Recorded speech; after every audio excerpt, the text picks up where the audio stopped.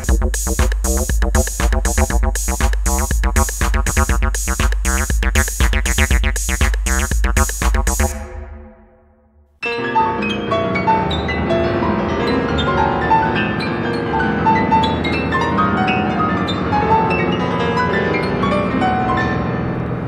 voulais montrer comment créer ces remblais.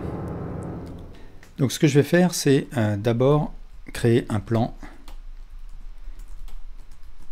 et je vais le diviser. Alors je fais un clic droit en mode Edit, Subdivide, et là je choisis par exemple 60 et je me retrouve avec cette grille. Je vais donner un petit peu de relief à mon plan. Donc ce que je vais faire, c'est attribuer à mon plan un modifier de type Displace et je vais aller cliquer sur la petite icône là qui va me renvoyer directement dans l'onglet des matériaux, et là j'ai bien Displace sélectionné, donc c'est bien au modifier Displace que je vais attribuer un matériau. Je clique sur New et là je vais choisir un type Clouds, donc un matériau qui est une texture qui est incluse dans Blender. Alors pour ce qui est de sa taille, je peux un petit peu agrandir, réduire la size, et de cette manière là ça rajoute du bruit.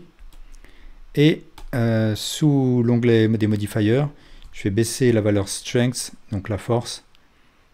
De cette manière là je n'ai pas trop non plus de relief exagéré. Comme ça, je peux faire un clic droit Shade Smooth. Et ce que je peux faire, c'est rajouter un Subdivision Surface que je vais mettre au-dessus du Displace, de manière à lui accorder plus de topologie à manipuler. Donc on va voir ce que ça donne si je retire le... Donc c'est un petit peu mieux si je mets de la subdivision. Si je mets 2, c'est encore mieux. Mais on peut laisser à 1. Et maintenant, ce qu'il faut, c'est que j'attribue à mon plan un matériau. Donc, ce que je vais faire, c'est ouvrir le Shader Editor, cliquer sur New. J'ai le Principal BSDF par défaut. J'ai activé l'add-on qui s'appelle Node Wrangler. Donc, avec un CTRL-T, ça va me créer cette suite de nodes, le texture coordinate, le mapping et l'image texture. Je vais laisser la sortie UV sélectionnée là. Et dans l'image texture, je vais aller chercher une texture de pierre. Donc moi j'ai trouvé ça. Alors je rappelle que pour ouvrir plein pot une fenêtre, c'est CTRL barre espace. Moi j'ai trouvé cette texture, donc il faut essayer de trouver une texture à peu près équivalente, c'est-à-dire en fait une vue frontale, là c'est vue de haut, de cailloux comme ça qui peuvent servir de remblai. Donc ça c'est parfait. Je vais ici la chercher. Alors ma texture elle n'est pas répétable, mais peu importe parce que de toute façon ça ne se verra pas. Donc je vais aller en mode de matériel preview ici, et voilà ce que j'ai par défaut. Donc là, si je rentre en mode edit, ici je suis dans l'UV Editor, je peux voir comment se projette ma texture. Donc moi ça me convient parfaitement. Donc c'est toujours mieux d'importer une image carrée parce que ça simplifie le travail ensuite avec les UV. Ce que je veux maintenant, c'est que mes cailloux apparaissent bien plus petits. Donc ce que je pourrais faire, c'est agrandir l'UV de manière à réduire les cailloux. L'autre possibilité, c'est tout simplement changer la valeur scale de mon mapping. Et donc il faut que je balaye comme ça pour sélectionner les trois valeurs en même temps. Donc là, je pourrais mettre par exemple 2. Sinon, une autre solution, c'est créer un input value et rentrer la valeur dans l'entrée scale. Et c'est là que je vais rentrer la valeur que je veux. Et je vais mettre une valeur, par exemple, de 4. Voilà ce que ça donne. Donc là, on voit bien une répétition, mais en fait, ça n'a pas beaucoup d'importance parce que ce sera dissimulé par les rails. Et puis, de toute façon, le système de particules qu'on va créer par-dessus. Donc je ne m'embête pas avec ça. Ici je vais plutôt créer une lumière de type point. vais mettre par exemple 300. Et on va voir ce que ça donne en mode rendered. Comme ça me permettra de mieux juger. Donc là, c'est un petit peu fort. Je vais mettre 100. Voilà, donc là, ça me permet de mieux juger de l'apparence. Donc, je suis bien passé en mode rendered. Alors, d'une part, ce qu'il faut, c'est que j'augmente le roughness parce que je ne veux pas de glossy, je ne veux pas de brillance, de réflexivité. Je vais mettre un petit peu de bump, donc de relief sur mes cailloux. Donc je vais créer un vector bump ici. Je vais brancher le color dans le height du bump. Et ensuite, je vais brancher le bump dans l'entrée normale de mon principal BSDF. Et là, ce que je vois, c'est qu'en effet, ça crée tous ces petits reliefs 3D. Donc il faut vraiment que je le baisse parce que c'est un petit peu fort. Donc je vais peut-être mettre 0,3. Alors quand je rentre le color dans le height, le bump ne va prendre en compte que les valeurs. Donc je peux rentrer si je veux de la couleur dans l'entrée height, mais de toute façon ne seront pris en compte que les valeurs, donc des informations noir ou blanc de mon image. Et ensuite, peut-être jouer avec le spécular, voir si il ne faut pas que je baisse complètement le spécular de manière à ce que ça ne prenne pas trop la lumière non plus. Voilà, on peut faire quelque chose comme ça. Donc là, mon sol est prêt. Et l'intérêt d'avoir utilisé un modifier displacement pour créer du relief, c'est que le relief est réel. Et si je ramène mes éléments de décor, là, je vois qu'il y a une interaction entre mes éléments de décor et mon sol. Donc ça, c'est l'intérêt d'avoir utilisé le modifier displacement, alors que si j'avais utilisé juste des normal maps et des bump maps pour simuler de la 3D, je n'aurais pas eu le même effet, bien sûr. Mais ce que je vois, c'est que sous certains angles, je vois les limites du procédé, et donc il va falloir créer des rochers supplémentaires, et on va faire appel pour cela à un système de particules. Alors je vais créer maintenant le rocher que je vais utiliser comme particule sur mon sol. Je vais faire un Shift A Mesh Cube et je vais passer en mode Edit, et ici je fais un clic droit Subdivide et je vais laisser mon cube tel quel. Ensuite je vais le couper avec, je pourrais utiliser l'outil Bisect. Donc l'outil Bisect, il est dispo si je suis en mode Edit. Il est avec l'outil Knife, mais je vais utiliser un équivalent qui est dans le mode Sculpt. Donc je fais un CTRL Tab, Sculpt Mode, et ici j'ai un outil qui s'appelle Line Project et qui se présente comme ça. Donc en fait la zone qui est grisée est la zone qui sera coupée. Et je presse sur F pour inverser. Il faut que je bouge un peu le curseur si je veux que le F soit pris en compte. Donc voilà, là, et voilà, je fais une série de coupures comme ça. Voilà, une fois que je suis content, je repasse en mode Object, et je vais attribuer un matériau à mon rocher.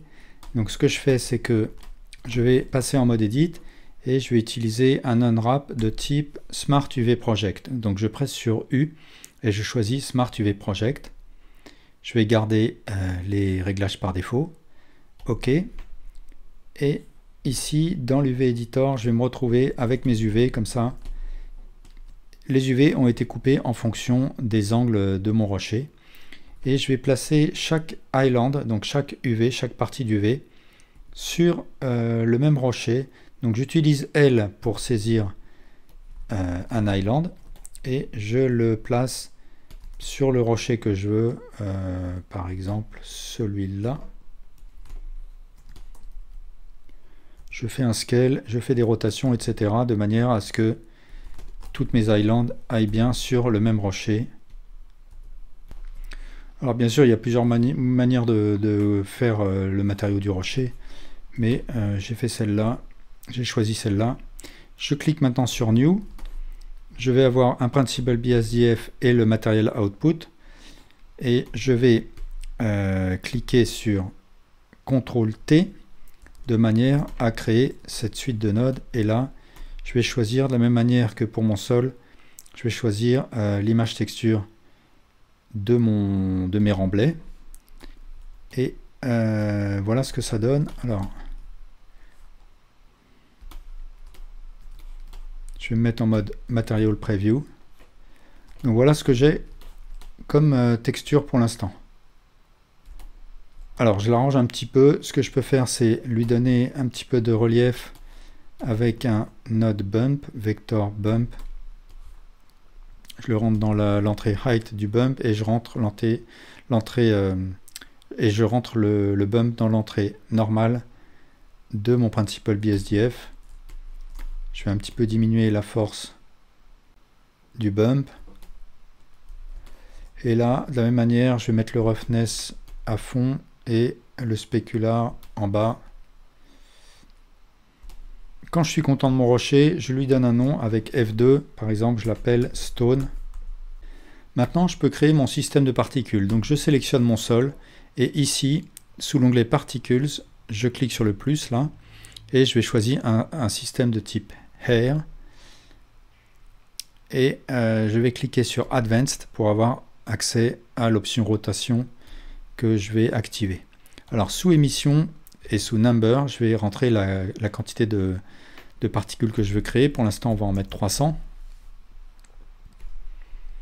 Ensuite, sous render, je vais choisir render as et là je vais choisir object de manière à pouvoir désigner le caillou que j'ai créé comme particule. Et ici, sous Object, Instance Object, j'utilise la pipette pour désigner mon objet Stone. Alors, ce que je vois, c'est que l'orientation n'est pas bonne. Donc, sous Rotation, je vais choisir Orientation Axis Object Z, qui va être la même chose que le Global Z de toute façon. Et ensuite, ce qu'il faut que je fasse, c'est je peux faire une rotation en mode edit de mon objet de manière à ce qu'il soit correctement orienté sur le sol. Donc là, si je fais un RX à 90 degrés, ça devrait être bon. Il faut que je décale un petit peu de manière à ce que l'origine soit à la base de l'objet. Et je vérifie que c'est bon. Donc ça a l'air d'être bon. Et ensuite, ce qu'il faut que je fasse, c'est un petit peu de réglage. Donc dans le panneau rotation, je vais mettre un petit peu de hasard pour que tous les cailloux ne soient pas complètement orientés sur Z, qu'il y ait un petit peu de variété, et un petit peu de randomize phase de manière à ce qu'ils aient tous une rotation un petit peu différente par rapport à Z. Ensuite, sous render, je vais choisir l'échelle de mon caillou. Et aussi, je vais mettre un petit peu d'aléatoire pour qu'il y ait des variations dans l'échelle de mes particules. Donc si je mets cette valeur à 1, je vais avoir des cailloux très petits et le maximum de taille, ce sera la taille que j'aurais définie dans Scale. Donc je vais peut-être mettre une randomness de 0,5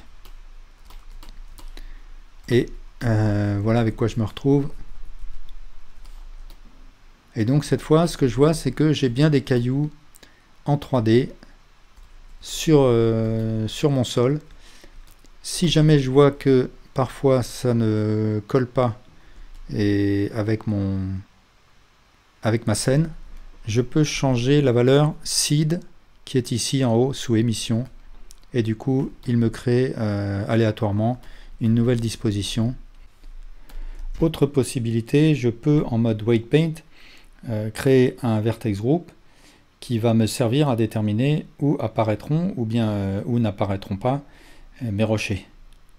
Et donc éviter toute interaction avec mes éléments du décor. Donc, une fois que j'ai déterminé mon vertex group, je vais sous vertex group et là sous density, je choisis le groupe que j'ai créé et je fais une inversion. Donc voilà ce qui se passe si je crée un vertex group. Tous les cailloux sont exclus du vertex group que j'ai créé. Si on veut introduire un petit peu de variation dans les rochers qui sont créés en tant que particules, on peut bien sûr utiliser une collection dans laquelle on aura créé plusieurs rochers, comme je l'ai expliqué dans un tutoriel précédent. Alors, autre truc astuce pour créer un petit peu de variété dans mes particules, c'est cette fois-ci toujours avec le même rocher, varier sa teinte. Et là, il suffit d'aller dans le Material, d'utiliser un node de type Input Object Info, d'utiliser la sortie Random, de la brancher dans un color ramp auquel on aura attribué plusieurs variétés de couleurs. Là, j'ai mis ce color ramp en mode constante pour que les choses soient plus claires. J'utilise la sortie color et je vais mixer l'image texture et mon color ramp dans un mix RGB que je mets en mode, ici je l'ai mis en mode soft light avec le facteur à 1. Et voilà ce qui se passe. En fait, l'object info va aller chercher de manière aléatoire une de mes teintes et la mélanger avec la teinte de mon image texture. Et donc, quand je duplique mon rocher, eh bien, il va aléatoirement chercher une teinte différente. Alors là, c'est pas forcément hyper clair, mais là, je vois par exemple, ces trois rochers ont des teintes différentes, aléatoirement piochées dans les teintes que j'ai créées ici. Alors, pour disposer les rochers dans mon décor, il y a une autre méthode, c'est faire appel aux physics plutôt qu'aux particules. C'est un peu plus compliqué, mais au moins mes rochers ne s'enfonceront pas dans mes volumes. Donc je sélectionne mon décor. Ici, sous l'onglet Physics, je clique sur Rigid Body. Je choisis le type Passive. Et sous Collisions, Shape, je choisis Mesh. Pour ce qui est de mon rocher, je choisis aussi Rigid Body. Et le type doit être Active. Et ensuite, quand je lance l'animation, voilà ce qui se passe. Mon rocher interagit avec les éléments du décor et du coup il ne s'enfonce pas dans les volumes. Donc ce que je peux faire à partir de là, c'est dupliquer avec Alt D mon rocher, avec Shift R je répète la duplication. Là je peux recommencer sur cet axe là.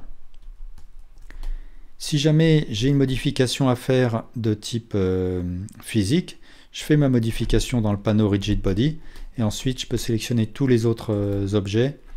Et celui-là est donc l'objet actif.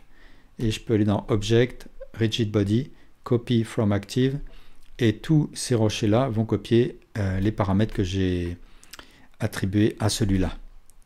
Ensuite, si je veux mettre un petit peu de désordre dans mes copies, je peux aller dans Object, Transform, Randomize Transform.